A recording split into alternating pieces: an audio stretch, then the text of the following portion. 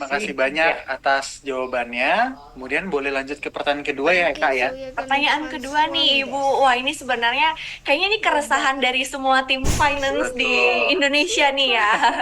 Kenapa ya Ibu, Cortex masih kadang rancu, sering error, terutama kalau buat faktur dan PPN massa. Faktur sering tidak muncul kotak PDF-nya. Boleh dibantu Ibu untuk jawabannya?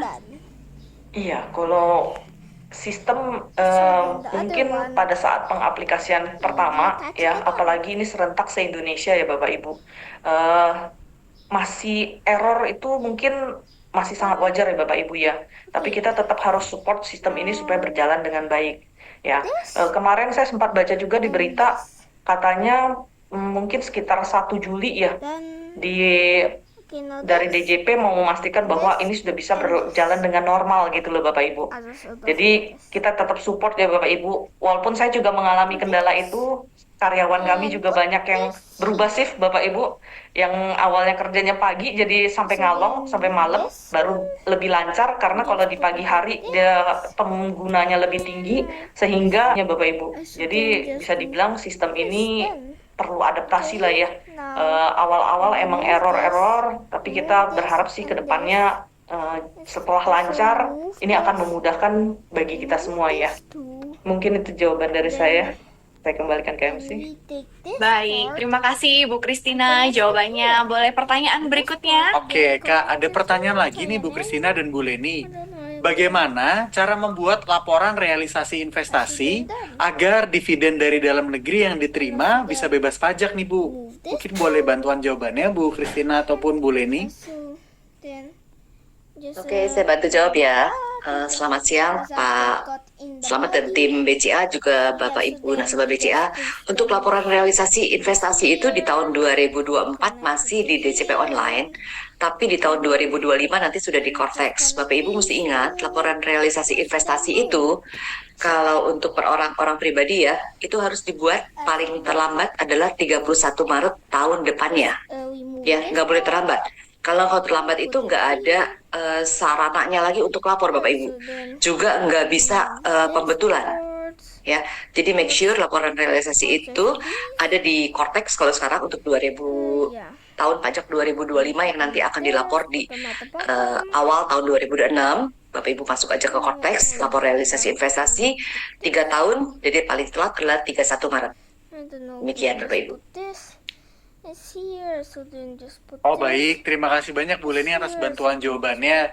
Mungkin karena saking excited dari gathering hari ini nih Kak, banyak sekali pertanyaan ya. Cuman dikarenakan adanya keterbatasan waktu, kami akan membacakan pertanyaan terakhir ya Kak. Betul. Oke, pertanyaan terakhir nih ya. Eh, Oke, pertanyaan berikutnya ya ini. Mau tanya Ibu Kristina, Ibu Leni. Nah, berarti dengan Cortex, semua rekening dan saldo simpanan kita di bank transparan ketahuan semua ya.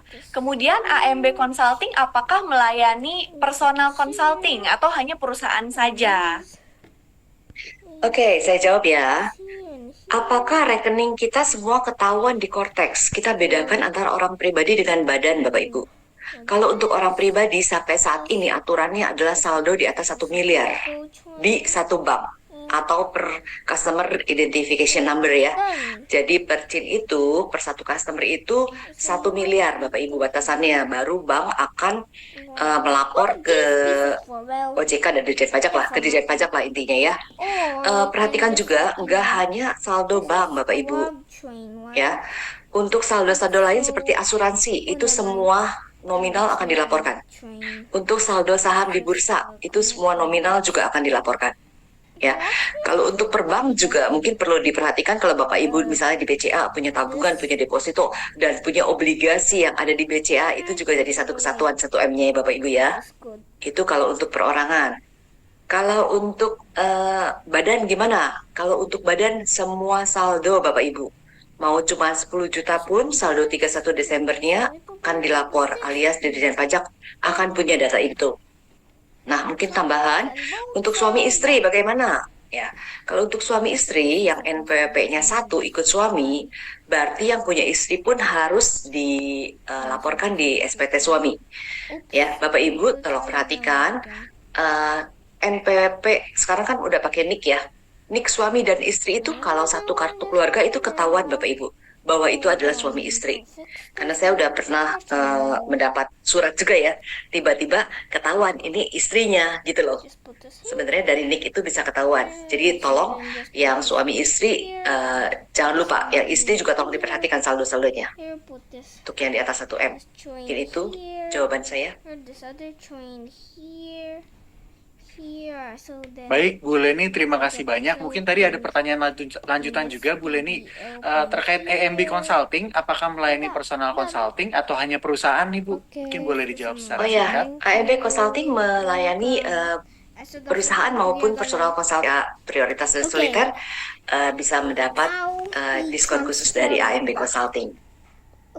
Baik, jadi AMB Consulting itu sudah kerjasama dengan BCA. Mungkin tadi yang bertanya berminat ya untuk konsultasi. Untuk konsultasi lebih Jadi lanjut. boleh langsung Silakan. Ibu Kristina, Ibu Leni, begitu ya. Baik, saya izin lanjut ke pertanyaan berikutnya ya. Sebenarnya kalau menurut Ibu sendiri, kenapa akhirnya pemerintah menggunakan Cortex saat ini? Kenapa tidak pakai sistem yang sebelumnya saja? Silakan Oke. Ibu. Sistem yang sebelumnya itu enggak satu sistem ya. Jadi sistem yang sebelumnya itu kan pisah-pisah. Ada unifikasi, ada faktur pajak, e-faktur, ada e-form gitu ya. Enggak satu rumah. Jadi enggak bisa nge-link antar transaksinya, antara lawan transaksi dengan pihak kita gitu loh ya. Itu yang akan dibenahi oleh pemerintah. Tapi sebenarnya tujuan utama kenapa pemerintah menjalankan Cortex adalah karena tax ratio. Kita mesti ingat tax ratio kita itu hanya berkisar di 10%. Nggak pernah naik, malah cenderung turun ya. Pajak tiap tahun oke, pajak itu naik ke 2.000 triliun gitu ya. Tapi PDB, produk domestik bruto Indonesia juga naik. Jadi sebenarnya kalau tax ratio Indonesia itu sekarang hanya berkisar di 10 triliun, 10%. Bapak Ibu ingat waktu Prabowo naik jadi presiden, waktu masih sebelum presiden ya, kampanyenya itu dia akan menargetkan tax ratio naik jadi 16%. Dan ini besar sekali Bapak Ibu. Kalau naik dari 16% berarti seolah-olah pajak Indonesia akan naik lebih dari 50% kan? Ya, di dunia banyak negara sudah melakukan seperti Cortex, sistem seperti Cortex. Indonesia juga kan beli kan sebenarnya sistem ini ya. Sistem Cortex ini dengan adanya Cortex, jika sudah jalan dengan lancar, statistik mengatakan tax ratio akan naik 5%. Ya, jadi jangan kaget kalau Cortex udah jalan, surat-surat akan banyak Bapak Ibu, baik perorangan maupun badan, karena data-data dari lawan transaksi dari mana-mana itu kebuka. Contoh ya, kami ada klien perorangan yang usahanya kelontong gitu ya, selama ini jualan beras, jualan macam-macam. Itu ternyata berasnya aja ada faktur pajaknya gitu loh Bapak Ibu. Itu pun bisa ketahuan berapa pembelian beras dia setahun gitu loh. Ya, jadi dengan adanya Cortex seperti tadi Ibu Kristina sudah jabarkan, keterbukaan data lah. Kita harus siap Bapak Ibu menghadapi Cortex. Oke, itu saja mungkin ya. Baik, Bu Leni, terima kasih banyak atas jawabannya. Kemudian kami izin lanjut ke pertanyaan selanjutnya ya. Ada pertanyaan dari nasabah kami. Selamat pagi Bu Leni. Saya mau tanya untuk mengenai adanya rekening perorangan joint account, apakah kena pajak juga? Karena rekening tujuan adalah untuk transaksi operasional, perusahahan atau yayasan. Untuk pelaporan SPT-nya, cukup salah satu orang saja atau harus keduanya ya Bu? Dikarenakan nama rekeningnya joint.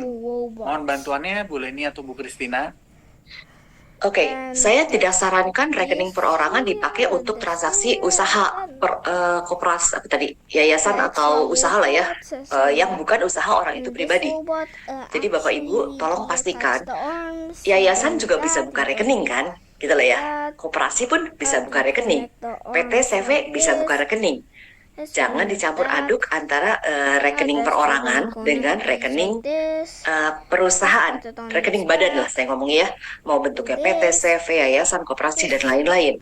Karena itu menimbulkan bisa menimbulkan surat dan susah.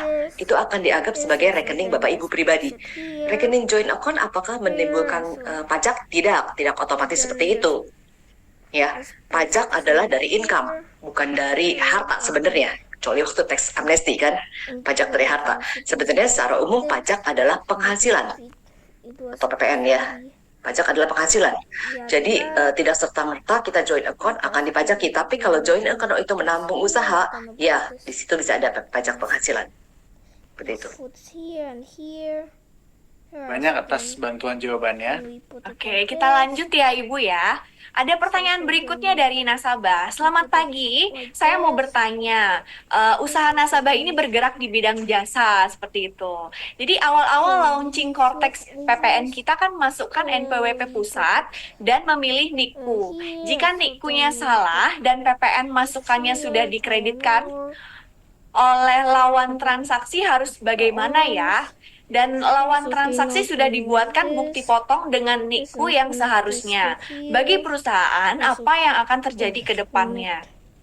Silakan Ibu. Ya, saya bantu jawab ya.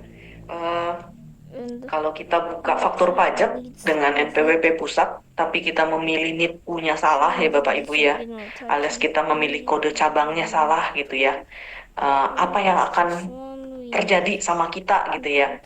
Secara faktur pajak masukannya sudah dikreditkan oleh lawan transaksi atas NIKU yang salah tersebut.